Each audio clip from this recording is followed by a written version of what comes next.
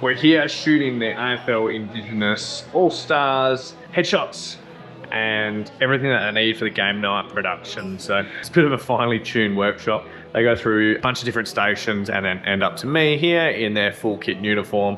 I put a white background down, 2 lights just to white the background white, and then just a main key light. These are fun because you get to create some really cool stuff. It is very exciting because I get to see all the athletes, all the, the Guernseys, what they're going to play in. How cool is this ball?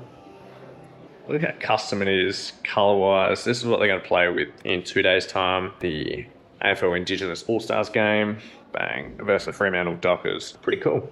I like how they've made a custom ball, especially for this. Yeah, ready, 1, 2, 3, stop.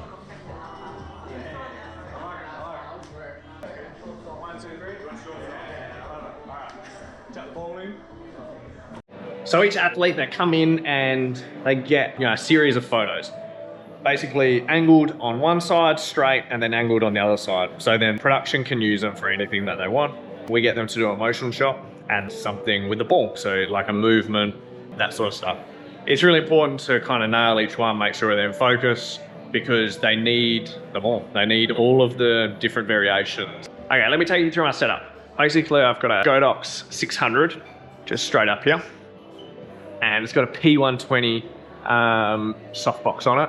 The 120, they're just quite deep. And I quite like them because it wraps the person with the light. It just sort of makes it really kind of nice and dreamy. I've just got a little reflector here, just to kind of reflect back in. It doesn't do a whole lot, to be honest. I've kind of put that light quite front on because I don't need to create any shadow for this. This is not super creative. It's just kind of very stock standard. And then I've got these 2 600 on the back here, just umbrellas straight into here. I'm by way of not the best studio shooter, but I know enough to get myself through. So I try to make it as simple as possible, and I probably don't do it exactly 100% the perfect way, but I get the results that I need. The one thing that I try to do is generally have my light quite up high, because if you're going to have it down low, the light is going to kind of bounce up and in, and you don't really want that. You kind of want the light from above as much as possible. So that's one thing that I really focus on. I've got this really big window here. I want to take this out of the equation in case the cloud comes over. I just want it to be all my lights, and that's how I can do it with my settings. So really low ISO, 100th, and then aperture, 6.3, 7, whatever it needs to be for everything to be in focus, and then also for me to cut out all the ambient light. If you are compensating too much for the ambient light around here, they can come into play. Get rid of them. Don't worry about it. Make all the light from these lights here, and then you're going to have a much easier time not having to worry about things spilling in. I find when you get someone in front of the camera, it is far easier to just be very direct with what you want. A lot of the time, they don't want to be in front of there, so tell them what you need, hands on hips, turn your hips, be where you are, because they will just take direction, and then you get exactly what you need to. When you give them the opportunity to play, say I'll give them the choice of an emotion shot, then that allows them to bring a bit of their own flavor into it. However, you can kind of clue onto them pretty quickly if they have no idea. And then you can jump in there and say, hey, do this. I find that kind of helps. It's really important to kind of nail each one, make sure they're in focus, because they need them all. They need all of the different variations, as in like a stock shot of an athlete for programs, that sort of stuff, or like a team media day. I shoot a lot of commercial work, and I actually get more nervous on these things because there's so much that can go wrong. Lights can break, lights can not work, not fire. I'm tethering to the computer can go wrong, the tether goes wrong. Potential impending problem. The sun is actually coming in this window, and the longer we stay here, the worse it's going to get. So at the moment, it's like this.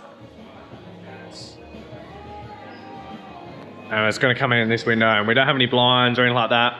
If you can look up there, it's just going to continue going down that way. So it's not the end of the world, because we are going to cut out the background. But what the issue is we need to keep the sun off our players. So if we're going to go really late, then that becomes a bigger issue for us. We might have to just switch our entire setup around so the sun's hitting the back of this, but we'll figure that out when we need to. Alright, so we decided just to move our entire system over that way a little bit, buy ourselves a little bit of time. As you can see, the sun's there. Should hopefully be wrapped in about half an hour, so it's either going to be like the worst possible timing and the sun's going to be straight on them, or we're gonna get through squeaky clean. Let's see. Luckily, the sun is behind that building now, and we just did all our player shots and it only just came right up to the edge, so crisis averted.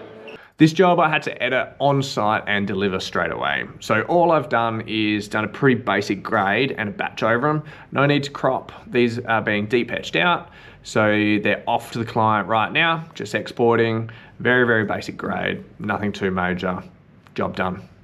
Packing down and I'm getting out of here. Subscribe, hit like, comment what you want to see more of. Hey, I'd love to hear from you. Thanks and see you next time.